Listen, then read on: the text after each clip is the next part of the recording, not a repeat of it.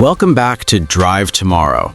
The Honda Passport is one of those SUVs people walk past every day, and almost nobody realizes how much it's actually changed. For a long time, the Passport sat in this weird middle ground.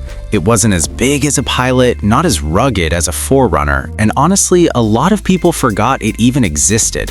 And that's exactly why this new version matters, because Honda is clearly trying to give the Passport a real identity. The first thing that hits you is the way it looks. The Passport doesn't feel soft anymore. The front end is more upright, the grille is wider, and the headlights are slimmer and more aggressive. Honda moved away from the rounded, family-only look and leaned into something tougher and more confident. It actually looks like an SUV that belongs off the pavement now. From the side, the proportions finally make sense. The body looks wider, the overhangs are shorter, and the cladding is thicker. It gives the Passport a planted stance without going overboard. This isn't trying to be flashy, it's just trying to look capable, and that's a big shift from how the older versions felt. Around the back, Honda kept things simple. The design is clean, the taillights are modern, and nothing feels overstyled. It's very much function over form, which fits the direction Honda is going with this SUV.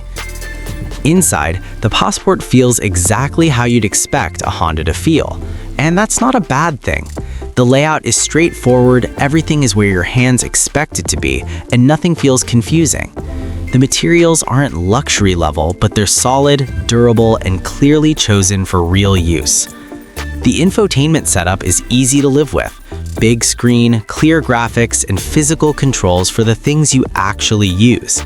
Honda didn't chase trends here, and that makes the whole cabin feel calmer and more usable day to day. Space is one of the Passport's biggest strengths. The rear seats have plenty of legroom, headroom stays generous, and visibility is excellent all around. This doesn't feel tight or cramped even with adults in the back. The cargo area is especially impressive. With the seats up, you already have a lot of room, and once they're folded down, it feels closer to a small truck than a typical crossover. Under the hood, Honda stuck with a naturally aspirated V6, which is becoming rare. No turbo lag, no complicated hybrid setup, just smooth, predictable power. It fits the Passport's personality perfectly. It's not trying to be sporty, it's trying to be dependable and easy to live with.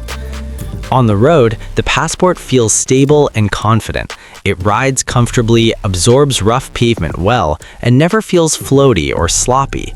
Steering is light but accurate, and it's easy to place on the road, even in tight city driving. When you leave the pavement, the Passport starts to surprise people. With available all-wheel drive and Honda's torque vectoring system, it handles dirt roads, gravel, and light trails better than most would expect. It's not a hardcore off-roader, but it's clearly more capable than the average crossover that never wants to see mud. Honda leaned into that with trims that look more adventure-focused, chunkier tires, darker exterior accents, and a tougher overall vibe. It finally feels like Honda decided what the Passport is supposed to be instead of letting it float between categories. What makes the Passport interesting isn't one crazy feature, it's the balance. It doesn't chase luxury, it doesn't try to be extreme, and it doesn't overload you with tech. It's about space, comfort, and real-world usability. The more you look at it, the more the Passport starts to make sense. And for people who want something practical, comfortable, and quietly capable, this version of the Passport feels a lot more intentional than before.